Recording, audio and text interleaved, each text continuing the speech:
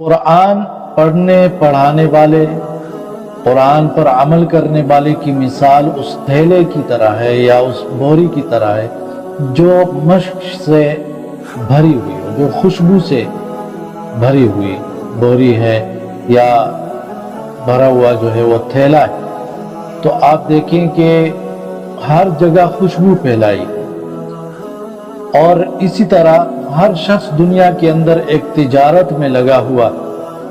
तो कुरान पढ़ना पढ़ाना, कुरान याद करना, इस पे अमल करना क्या ही बेहतरीन तिजारत, और कितने ही बेहतरीन इसके ताजिर हैं। ये बेहतरीन तिजारत है जो लोग वो कर रहे हैं। सबसे पहले आप देखें कि आयत जो नाजिल हुई, जो वही नाजिल होनी शुरू हुई सूरह अलक की, वो पहली आयत है इक़रा बिस्मि रब्बिकल्लज़ी खलक़। इक़रा का मतलब है पढ़ो।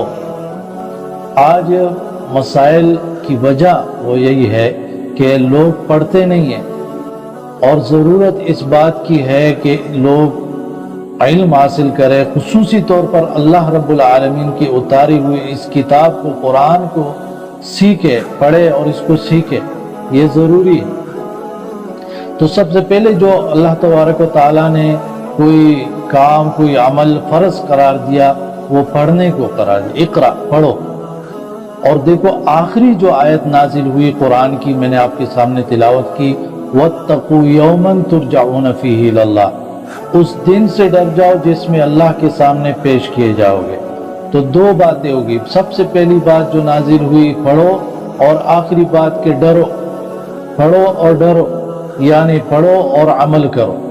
अल्लाह के डर की वजह से नेक अमाल करो, अल्लाह के डर की वजह से गुनाहों से अपने आप को बचाओ।